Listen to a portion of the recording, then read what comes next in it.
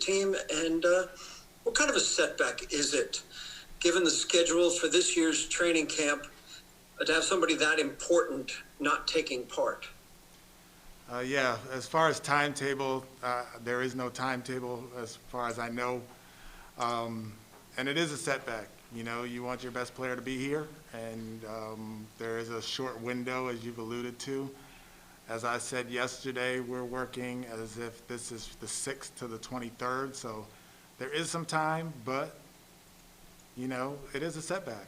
I mean, you have to be honest and understand that this is a setback, not having one of the best players in the NBA here. But I'm working with the guys who are here, and we're working hard, and we're doing a good job. Thank you. 𝗖𝗢𝗡𝗚𝗖𝗧. Hey, Coach, just speaking off of that, how much have you been able to do realistically with the team, given that so much of your team is not there in James Harden? Or how much have you been able to do with the other guys? We've been doing a lot. We've been doing a lot. Like, the practice plan hasn't changed not one bit as far as how we're going to do things on the offensive end, defensive end, how we're going to, I mean, today we worked on pick and roll defense, and that is whoever's on the floor. And the way that our offense is set up, with less isolations and more ball movement, that's for everybody. So our practice plans and the way that we've been doing things haven't changed not one bit. 𝗪𝗓𝗡𝗚𝗓𝗓. Steven, is James currently in Houston? I don't know. At some point, do you almost, I mean, you guys have a game in 16 days. At some point, do you almost have to operate like he's not going to be there for the 23rd? I don't know the answer to that question. I don't know. I'm kind of taking it day by day, and, you know, we operate how we operate. So, I don't know. Brian T. Smith. Steven, I understand this is a very unprecedented situation. Have you guys discussed, and a fine probably wouldn't matter, I acknowledge that even asking that, but fining him or some type of internal discipline? I mean, how do you in the organization handle this when you're trying to get full commitment, other players are practicing, and James is a superstar, but he's not showing that he wants to play with the team right now? Yeah, I wouldn't necessarily say it's unprecedented. I'm sure there's been guys who've done it before. I've been in situations before where we had to hold out and, you know, just kind of handle each individual situation on its own merit and individually. So as far as any sort of punishment, we haven't even crossed that bridge yet. We're just trying to work piece by piece. Cody Davis. Hey, Coach, second day of training camp. Can you just talk about what you have seen from John Wall so far, especially given the fact that he's coming off of 2 major injuries? John Wall's looked great. He's looked really, really good. Pushing the ball up the floor, getting everybody organized, as a point guard does, hitting guys on time, on target, on passes. He's still a little bit rusty, obviously, since he hasn't played in so long, but he's a joy to coach because he is a coach on the floor, but he also allows me to coach him, which is amazing. So he's really doing a good job. He actually, in our scrimmages, made a buzzer-beating game winner. So did 𝗪𝗧. So it was good to have both those guys do that in today's scrimmages. Sam Amick. Hi, Steven. Good to see you, sir. Hey, Sam. I wonder, you know, the other day you said you hadn't connected with James after the trade. So now, what, if any, message, and what's the communication, again, if any, from him about what this means? If it's a case of a guy not thinking through protocols and now that means there's a delay, if it's a more direct situation where he's making it clear that he doesn't want to be a part of the Rockets anymore, do you have any clarity about the message? I have no clarity about the message, honestly. I take it basically at face value that he's not here. And what the reasoning is on him. You know, he's the one who can explain why or why not he's not here. So, you know, for me to make inferences and and think about the possibilities isn't real to me. What's real is he's not here, and he has a reason, but that's on him to tell whoever what his reason is.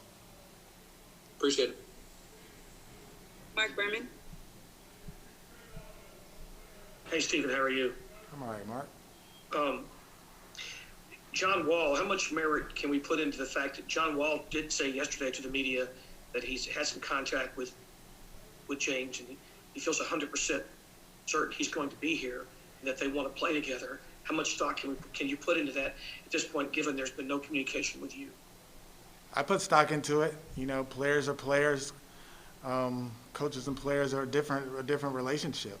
So the only relationship that I have with James is the fact that he was one of the people who, in the interview process, recommended that I get the job. So that's the relationship that I have. I assume the relationship that he has with John goes a lot further down the road. So for that communication to happen doesn't surprise me, and we'll see when he gets here. Do you have an update on PJ Tucker? Yeah, PJ was here today, and it was great to see him.